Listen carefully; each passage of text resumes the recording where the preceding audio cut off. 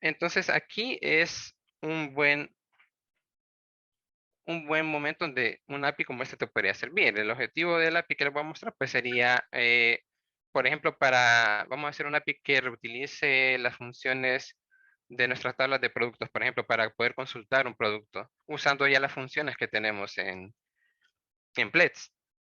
Esto lo vamos a retornar como un formato JSON, porque es más bonito de mostrar, al menos para la presentación, pero eso es un requerimiento que ustedes pueden ir cambiando ahí según lo necesiten. Entonces, para desarrollar esto, ¿qué necesitas? ¿Qué necesitarías tener a nivel de software, verdad? Para poder llevar esto a cabo. Lo primero, pues, sería, obviamente, Pledge. Mínimamente tiene que ser la versión 6.0, que es en la que se implementado estos APIs de llamados externos. En mi ejemplo de uso, pues yo estoy usando la última versión, Pledge 7.2.1 con los últimos parches. Así que con eso ya pues, pueden saber que eso funciona ya con las versiones, con las últimas versiones, continúa trabajando bastante bien. Como vamos a utilizar un proyecto de C Sharp, ya sea tanto en el aplicativo, en el Visual Studio y también como es el código que vamos a generar en Pledge, necesitas también tener instalado pues lo que es el framework de .NET en tu máquina. La versión de este va amarrado a la versión de Pledge que utilices. La última versión de Pledge, la 7.2.1, pues utiliza la versión de NetFramework 4.6. Si tuvieras una más vieja, pues tendrías que ver cuál es la versión para esa versión de Pledge en específico. Pero podrías sí, utilizar siempre la 4.6, creo que podría cubrir todos los llamados, no es que cambien mucho entre las versiones anteriores. Y para el proyecto de Visual Studio, para hacer el API como tal, pues vamos a usar pues mínimamente Visual Studio 2015. En mi caso yo usé la versión beta ya de la versión 2022 que sale el otro año para probar qué tal funcionaba con lo último que hay de Microsoft y también pues les va a trabajar correctamente.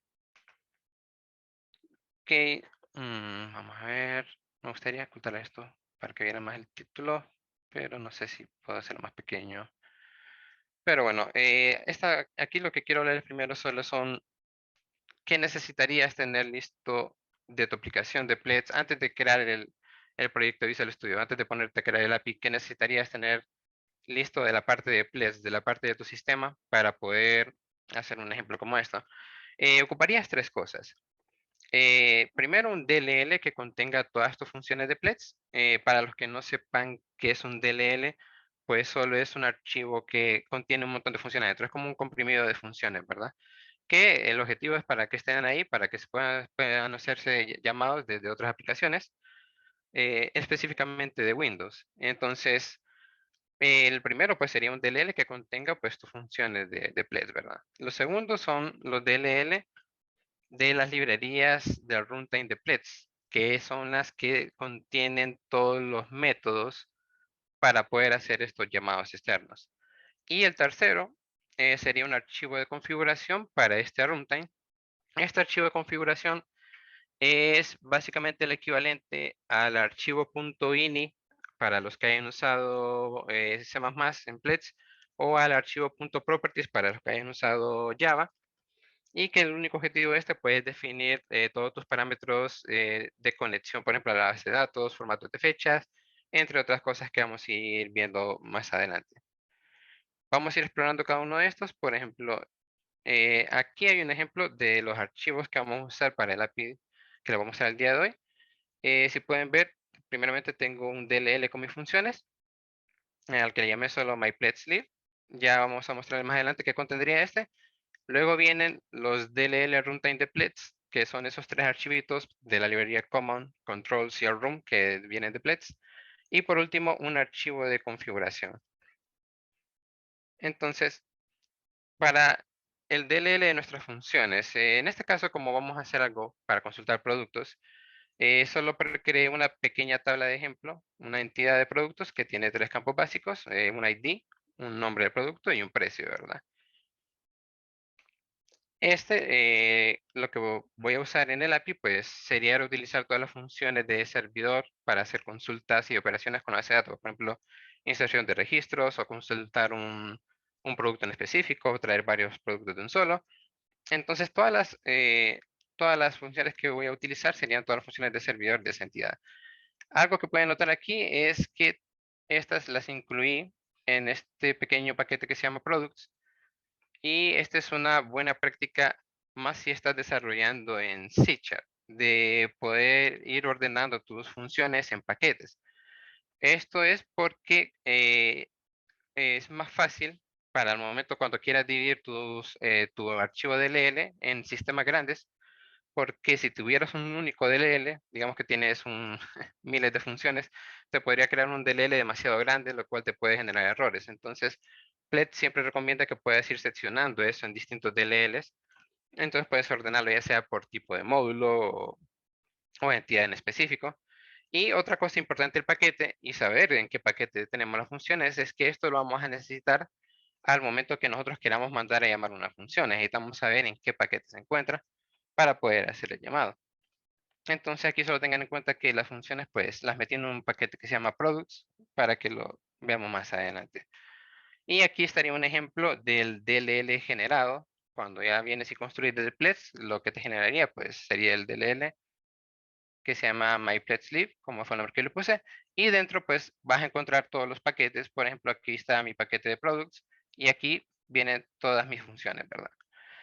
Si tú no creas un paquete y generas las funciones, pues Plex siempre va a generar un paquete por defecto, como es este que está acá. El nombre de este es configurable. Entonces, si no tuviera un paquete, pues solo recuerda que siempre va a venir dentro del paquete por defecto que hayas definido en tu modelo. Ok, entonces el segundo que serían los DLL Runtime de Plex, estos los puedes encontrar en el folder de donde está instalado Plex y también estos se te copian por defecto en tu folder de build. Cuando generas un aplicativo de C# desde Plex, aparte de tener, él lo que te va a generar, aparte de tu DLL de funciones, él te va a incluir estos DLLs que él necesita para cuando corra el aplicativo. Noten que son esos tres archivos y eso los pueden ir copiando para tenerlos listos en su proyecto, ¿no? El siguiente, que sería el archivo de configuración de runtime, también lo pueden encontrar en el folder que viene donde se ha instalado Plex y también se te crea una copia de este cuando tú construyes tu aplicativo C# desde Plex. Este archivo, pues, principalmente es para definir los ambientes de conexión a la base de datos, así también como la lista de DLLs o de librerías de funciones que estarán disponibles cuando corras tu aplicación. Algo importante con este archivo, cuando lo quieran usar para este tipo de implementación, es que tiene que tener exactamente este nombre que está marcado aquí. ¿Por qué? Porque como esto va a correr desde un proyecto externo, por ejemplo, el nuestro API de Visual Studio, él va a correr principalmente con la librería o run de Plex que nosotros vamos a hacer referencia. Y él va a buscar el archivo de configuración, él lo va a buscar exactamente con ese nombre de librería, porque va a ser el punto principal de ejecución de la aplicación. Entonces solo tiene que recordar mantenerlo con ese nombre, porque por defecto cuando lo generen desde Plex, él les va a poner el nombre del archivo de configuración correspondiente al nombre de la función que están generando en ese momento, por ejemplo, al nombre de la función que hayan elegido como punto de entrada en su aplicativo Plex. Entonces, ese archivito de configuración del runtime, cuando ustedes lo tienen por primera vez, viene vacío, no tiene realmente nada. Y lo primero que deberían de hacer es configurarlo. ¿Cómo se configura? Pues pueden usar la consola de ambientes de .NET que viene con Plex. Lo pueden encontrar en el folder de inicio donde está instalado Plex y con este pues pueden abrir su archivo de configuración, ¿verdad? Aquí lo primero que pueden ver es que pueden crear varios ambientes. Estos ambientes es a los que nosotros vamos a hacer referencia cuando hagamos el llamado, porque vamos a tener varios ambientes. De cada ambiente pueden decir que puede tener una base de datos distinta. Podemos tener en el mismo archivo, por ejemplo, tres conexiones distintas a bases de datos. Entonces aquí pueden ir creando todos los ambientes. Lo principal de un ambiente sería los DLLs que él va a tener disponibles. Aquí ustedes colocarían el DLL de sus funciones de Plex. Y algo aquí que sí habría que notar es que el DLL de tus funciones no, realmente nunca lo vamos a meter en Visual Studio, porque en Visual Studio lo que vamos a hacer es llamar a un runtime de Plex Y este internamente, pues con el archivo de configuración ya va a saber dónde están todos los DLL que puede utilizar para buscar todas las funciones a las que queramos hacer llamado. Entonces, en esta lista que está marcada aquí, ustedes pueden incluir todo el número de librerías que necesiten, ¿va?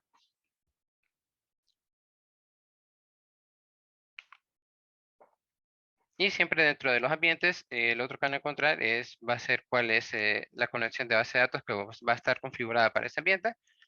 Y aquí pues solo pueden detallar la base de datos a la que se quieren conectar, todos los parámetros de conexión, va, usuario, contraseña y demás.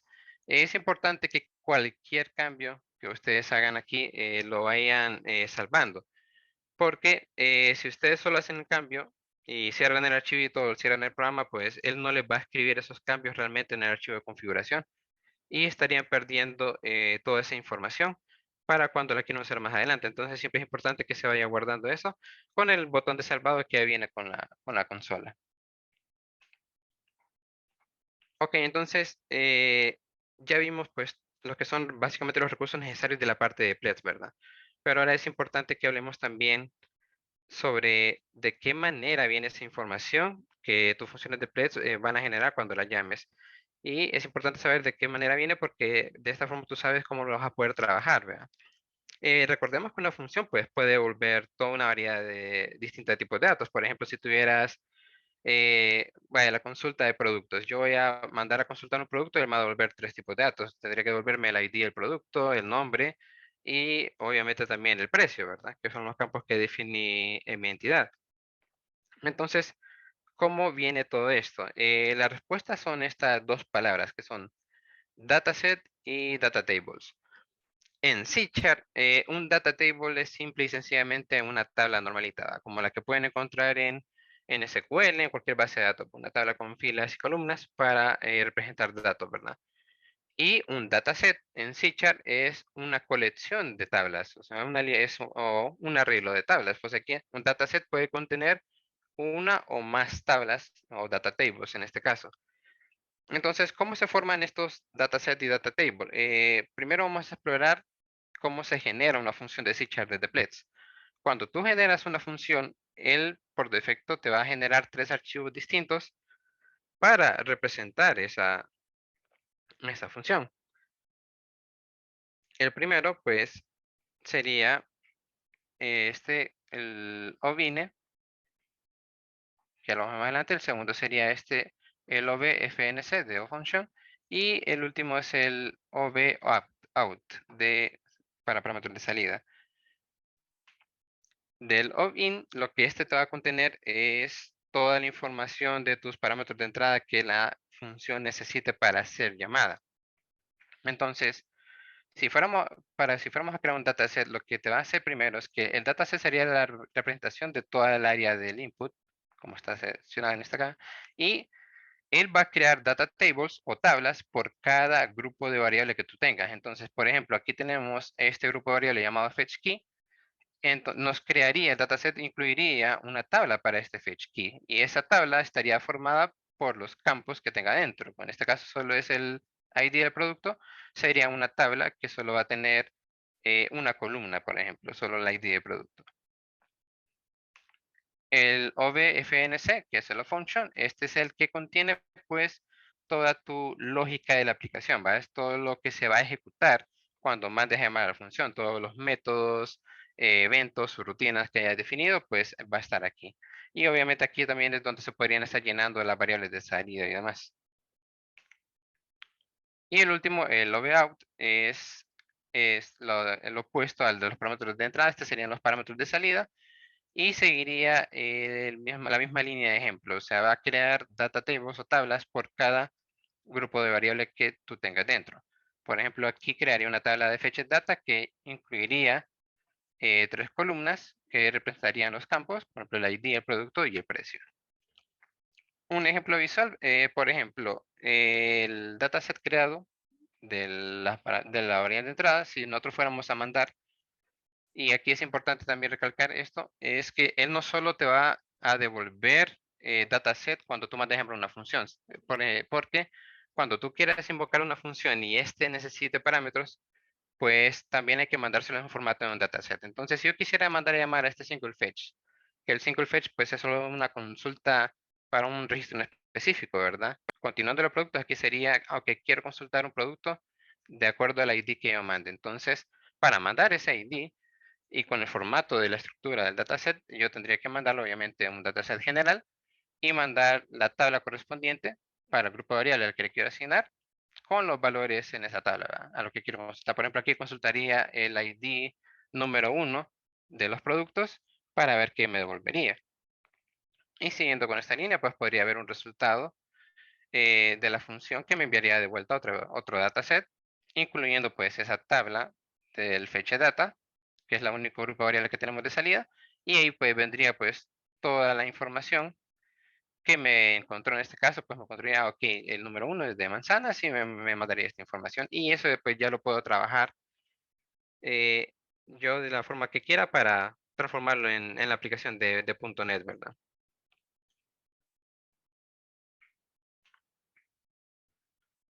Entonces ya habiendo definido pues cuáles son los archivos básicos que necesitarías y conociendo pues también en qué formato de datos nos va a retornar cuando hagamos un llamado, hablemos de el proyecto .NET que usé para crear este ejemplo del API, el cual en este caso pues es solo un simple proyecto de Web Application de .NET que ya viene en la plantilla con Visual Studio y utilizando el framework 4.6.2 que es el último que ya te viene con Visual Studio 2022. Entonces, actualmente, pues, igual sigue funcionando con esa versión, aunque es un poco más nueva de lo que está recomendado en Plex, continúa trabajando sin problemas.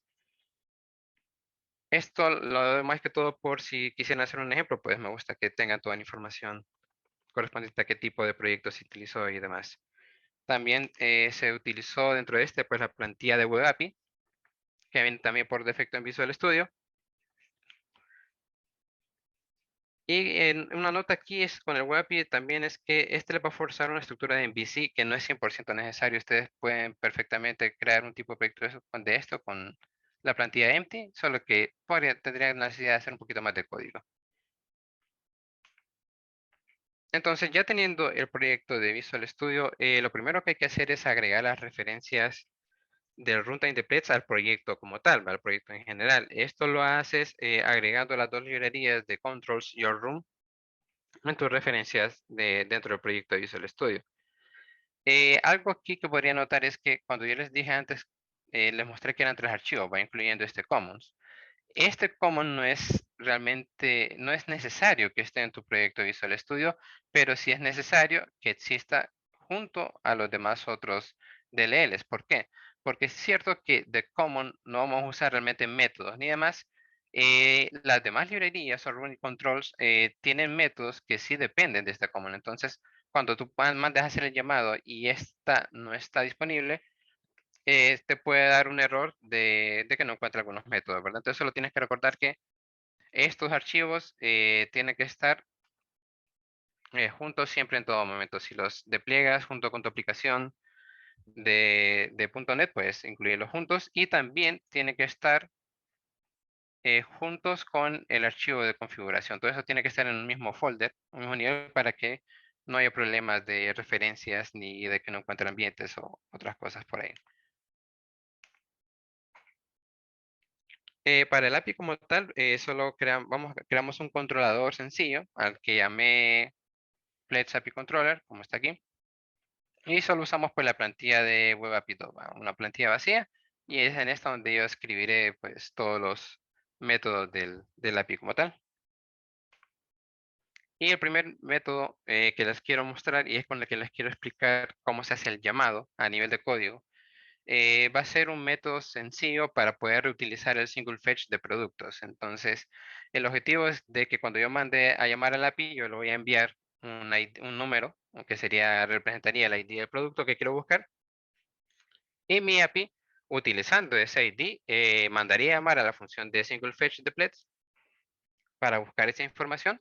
Y si encuentra data, pues retornársela al usuario en un formato de JSON. ¿Va? Si no encuentra, pues enviarle que un código de error, va, por ejemplo, un not found o cualquier otro que les pueda funcionar.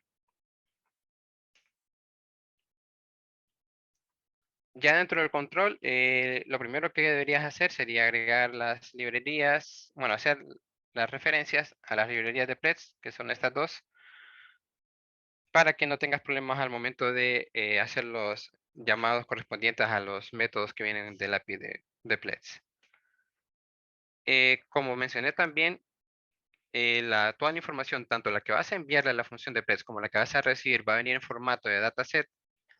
Eso no va a cambiar para ninguna función que tú generes. Entonces, en este caso, para mí yo definí dos variables globales para representar tanto el input y el output de mis funciones, donde voy a guardar cada una de las estructuras, ya sea el input que le quiero mandar a la función a llamar, y otra para guardar el output que él me devuelve, ¿verdad?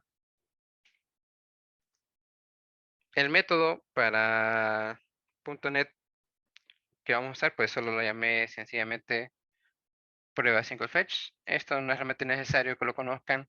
Por ejemplo, no tiene que preocuparse si no conoce mucho de C# o ASP, no es necesario que preocupen si para qué son todo el código que estoy mostrando, ¿verdad? Lo único aquí que tendrían que tomar en cuenta y recordar es que solo va a ser un método que va a recibir un ID, como les dijimos antes, y con ese ID pues vamos a hacer el llamado a pledge como tal.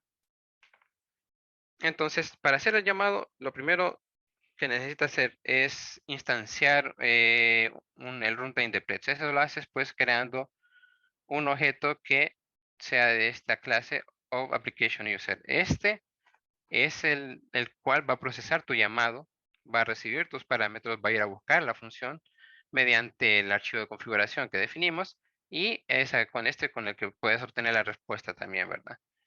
Lo segundo sería inicializar cuál va a ser nuestra estructura de parámetros que vamos a enviar, ¿verdad?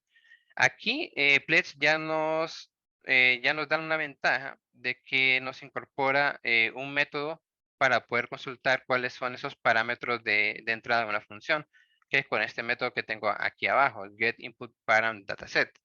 Este funciona simple y sencillamente pues mandando la función que quieres consultar cuáles son sus parámetros. Tienes que mandar el nombre del paquete, seguido obviamente del nombre de la función. Y recordando que como son parámetros de entrada, pues habría que hacer referencia al archivo of_in para obtener toda esa estructura, ¿verdad? Lo que esto nos va a devolver en nuestra variable de input sería pues toda la estructura que necesite mi single fetch para poder ser llamada. Y en esa misma estructura yo puedo irle asignando los valores para reutilizarla y hacer el llamado, como vamos a ver en la siguiente. Porque obteniendo ya la estructura, yo puedo venir e inicializar los valores. Algo que no les mencioné cuando estaba hablando de la creación de los data table y dataset es que Pledge por defecto genera otras tablas dentro que no te las muestra visualmente. Por ejemplo, para los parámetros de entrada siempre vas a encontrar una tabla que se llama calinfo. Esto también lo puedes consultar en la vida de Pledge y contiene información, por ejemplo, al ambiente al que te quieras conectar. Este ambiente hace referencia al ambiente dentro del archivo de configuración. Si tuvieras más bases de datos o más ambientes, pues aquí podrías definir si quieres, ok, yo quiero el ambiente número 1, el ambiente número 2, que son distintas bases de datos, y ese es al cual quiero que mi función se conecte cuando se ejecute y cuando lo mande a llamar, ¿verdad? Lo segundo, pues vas a encontrar obviamente las tablas para tus parámetros como tal. Por ejemplo, en el del single fetch, vamos a encontrar nuestra tabla del fetch key, y dentro pues va a tener la columna del product ID que tú puedes asignarle el valor que quieras mandarle, ¿verdad? En este caso, pues le estamos mandando lo que es el ID que recibamos de nuestro API. Y es el que deseamos buscar. Con esto, pues puedes mandar a invocar hacia el llamado. Para hacer el llamado, pues utilizas unos métodos que vienen dentro del objeto de runtime de Pledge, que sería este of_call_function, y al cual pues le mandas toda esa estructura de parámetros. Con esa estructura de parámetros va tanto la información de la función que va a llamar, el ambiente, como ya hablamos antes, y también enviaría el ambiente del ID. Y todo esto nos va a generar un dataset que nosotros lo estamos capturando aquí en esta variable de función output para guardar todo ese resultado, ¿verdad? Haciendo pues el llamado, algo que te gustaría hacer primero sería validar si fue exitoso o no. Recuerden algo aquí, es que cuando hacen un llamado desde C#, o bueno, desde usando este API externo para Pledge, La función de pledge se va a ejecutar exactamente igual a como lo hiciera dentro de tu aplicación normal de pledge, ¿verdad? Y también va a generar la misma información que puedes ver en pledge cuando haces llamados. Por ejemplo, las funciones de servidor normalmente utilizan la variable de return status que puedes encontrar en las variables globales de pledge, y eso está reflejado también en el dataset que vas a recibir cuando hagas un llamado desde un aplicativo externo. Eso lo vas a encontrar en una tabla que viene por defecto llamada Pledge System, y ahí vas a ver varias columnas para todas las variables globales que maneje Pledge, y específicamente en este caso podemos usar el return. Entonces lo que yo estoy haciendo en esta pequeña sección de código es que voy a capturar ese return status en una variable string para que yo pueda hacer la comparación del valor que me devolvió y ver, ok, si encontró información o no encontró nada, ¿verdad? Ya con esa variable, pues yo puedo empezar a crear mi respuesta al cliente. Entonces, para el return status y successful, generalmente te va a mandar un vacío. Entonces, lo que hago es que, ok, si el return status que yo obtuve es vacío, pues yo puedo empezar a crear mi JSON con toda la data que haya obtenido de respuesta de parte de mi función de Pledge. Algo importante aquí, no tiene que molestarse por todo este código para crear el JSON, porque solo es parte de crear el JSON como tal. Solo tomen en cuenta que realmente la información como tal, o el dataset con toda la información resultante de mi llamado, pues viene de esta variable de output, donde guardamos todo lo que hicimos del llamado, ¿verdad? Este va a contener pues toda, y en este caso pues, vamos a devolver toda la tabla de fetch data, que sería toda la que contiene la información que yo quiero devolver.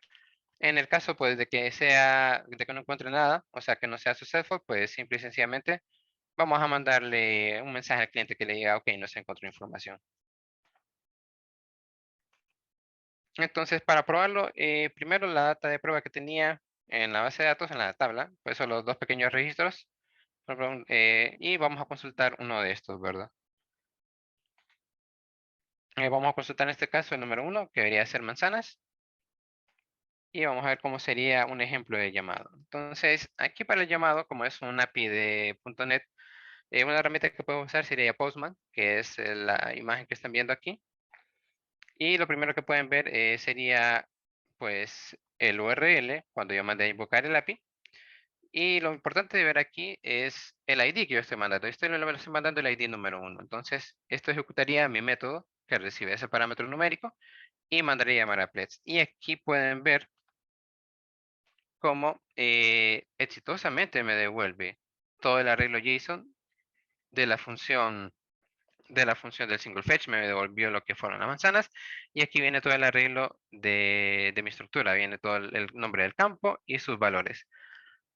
Si igualmente yo mandara a llamar, por ejemplo, un registro que no existe, por ejemplo, un 5 que no lo tenía obviamente, la validación funciona correctamente y me retornaría que no hay información.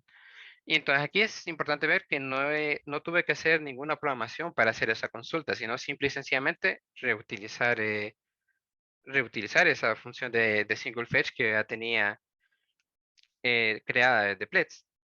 Ahora, por la forma en que Pledge procesa estos llamados, las funciones pues no necesariamente deberías de crear un método único por cada uno, o bloques de código separados. Por ejemplo, si tuvieras 5 funciones de pledge que quieras reutilizar, podrías pensar, ok, tengo que escribir 5 métodos para reutilizar cada uno. Dependiendo del caso, puede que no, porque también podrías hacer algo, por ejemplo, como este otro método que les voy a mostrar ahorita, que es para mostrar cómo podrías hacer un llamado dinámico a una función. Entonces, por ejemplo, aquí tengo un método extra, el cual el único objetivo pues es consultar cuáles son los parámetros de entrada de una función. O sea, a este método usando el API yo le enviaría cuál es la función que quiero consultar, obviamente en el paquete en el que se encuentre, y yo quiero que me retorne, ok, cuáles son los parámetros que esta función necesita para hacer llamada. Esto podría ser un método que podemos utilizar internamente a nivel de desarrollo para cuando algún desarrollador, un programador tenga dudas de cómo mandar a llamar una función, puede ir a consultar, ok, cuáles son los parámetros, cuál es toda su estructura, para ver cómo debería de llenarse para llamarla correctamente. Entonces, como el llamado como tal de los parámetros, incluso para ejecutar la función, se basa simple y sencillamente en paquete y función, podría llegar a hacer algo dinámico como esto, donde esos valores, tanto el paquete y el nombre de función, sean parámetros, cosas que envíes dentro del método o de otro, usando otra forma y que no vengan estáticos en tu código. De esta forma, pues ya puedes mandar a llamar cualquier función que tú quieras y también como puedes obtener la información de qué parámetros tiene, podrías incluso automatizar la validación de los parámetros que necesita esa función. En este caso, si probamos este sencillo método que sencillamente pues va a obtener ese arreglo y me lo va a devolver. Aquí podemos ver un ejemplo donde lo estoy mandando a llamar y le estoy mandando, por ejemplo, siempre si quiero consultar todo lo que necesito mandarle a llamar al single fetch que ya usamos, enviaría pues el paquete donde se encuentra, el nombre de la función que quiero mandar a consultar y aquí pueden ver que él me retorna toda la información de esa estructura de parámetros que necesita, todo ese dataset con cada tabla de datos que él ocupa. Por ejemplo, está el calinfo que vimos antes, que es el que tiene la parte del ambiente, obviamente viene vacío, porque como nosotros estamos consultando, pues no es que tenga información. Esto habría que inicializarlo con el ambiente que queremos usar. Y también pues vendrían todas las demás tablas, por ejemplo, la tabla del fetch key y podemos ver, ok, tiene un producto ID. Hacerlo de esta forma, pues les puede permitir, por ejemplo, crear un solo API con un solo método para hacer llamados dinámicos a sus funciones, lo cual podría reducirte, por ejemplo, la necesidad de crear métodos individuales o también te puede ahorrar bastante código, ¿verdad? Pues si le metes más trabajo, puedes automatizar las validaciones, como les dije, porque ya obteniendo pues cuáles son los parámetros que necesita, puedes crear un método dinámico que reciba X número de parámetros y comparar eso con la función como tal para ver si puede ser llamado o no y retornar siempre pues el dataset como lo necesites. En conclusiones, pues la habilidad pues de llamar funciones externamente de C# es pues algo que debería tomar bastante en cuenta más si eres un desarrollador de Plets. El ejemplo mostrado pues del día de hoy como este API pues solo es una de 1000 ideas de cosas que podrías lograr haciendo este tipo de implementación. Y así que te recomendaría bastante que incluyan pues este truco en su caja de herramientas para tener en cuenta en futuras implementaciones. Alternativas que pudiste haber optado en vez de hacer este tipo de implementación.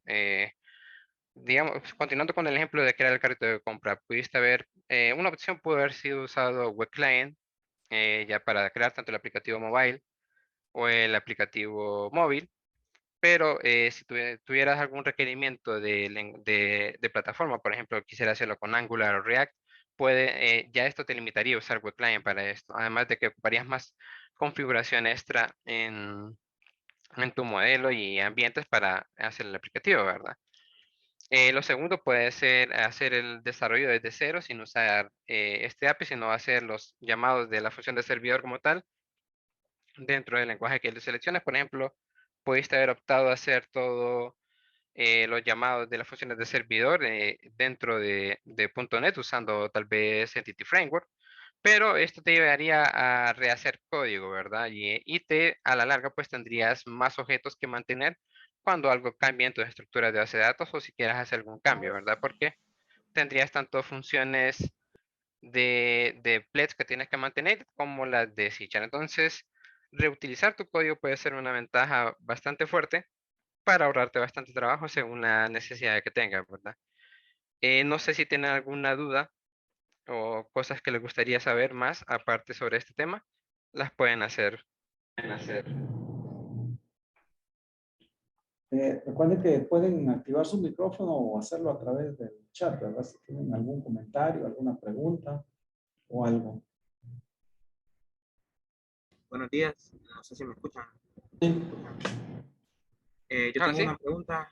Ujú. Yo recuerdo que también existía una por parte de Synfirst que es async, que permite crear APIs de los modelos de Plex. ¿Qué diferencia hay entre lo de async con este método? Ok. Async, bueno, también, tanto async como esta forma de llamados externos no está enfocada solo en hacer APIs, se pueden usar para más cosas. Si hablamos específicamente de hacer APIs, la diferencia sería que con async, primero necesitarías, ocupa modificaciones a nivel del modelo, porque ocupas agregar herencias en entidades para crear los métodos con los que él genera el API después, aparte del proyecto en Eclipse que tienes que hacer, ¿verdad? Y con este método, usando este API que viene por defecto en Pletz, no necesitas hacer modificaciones en tu modelo, sino que simple y sencillamente agarras ya la función que tú tengas en tu aplicación, la agarras, la tienes ya en un DLL y la puedes empezar a usar, ¿verdad? Entonces no ocupas trabajo extra a nivel de Pletz. Esa sería la principal diferencia.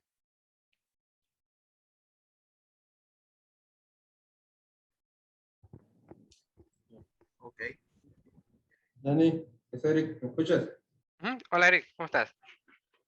Bien, bien. Una pregunta, ¿cómo manejan las limitaciones de Blockfetch cuando tenés tablas de más de 64 registros?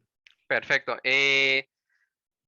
Bueno, con ese, el llamado que se hace aquí de C# funciona exactamente igual a como lo haría dentro de Pletz. Entonces, en este caso, con los BlockFetch, él abre el cursor internamente y básicamente lo que hay que hacer es un ciclo para ir viendo cuando venga data, ¿verdad? Cuando venga data, ir escribiendo ese BlockFetch, escribiendo la tabla del resultado, lo ir escribiendo una por una. Entonces, lo que se consulta aquí realmente sería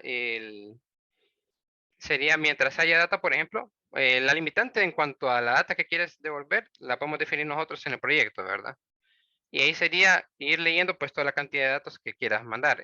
Por ejemplo, si quieres mandar los 64 registros, contarías 64 y la enviarías de vuelta. Y si no, pues solo dejas que mande toda la información. Por ejemplo, si quieres consultar toda la información de un solo. Un ejemplo más detallado para que puedas ver el código está, ya viene completo. El ejemplo que viene completo para hacer este tipo de llamados, él lo hace usando un BlockFetch. No lo usé en este ejemplo de aquí porque mete esa parte del ciclo, que es la que te comento, donde él hace la cuenta de cuántos registros va a mandar a llamar. Pero eso ya lo maneja automáticamente, el cursor lo maneja automáticamente el runtime de Pletz. Y lo único que hay que tener cuidado es seguir contando, pues, cuánta data es la que quieres enviar, ¿verdad? Ok. ¿Alguna otra pregunta? Ok. Entonces, Daniel, muchas gracias por la atención, muchas gracias a todos. O si quieren contactar o más información para Daniel, ahí están los datos de Daniel. Si quieren la presentación, va a estar disponible en la página web del evento. Y no hay, pues, muchas gracias por su participación. Que sigan Gracias a disfrutando todos. el evento. Gracias a todos. Bueno.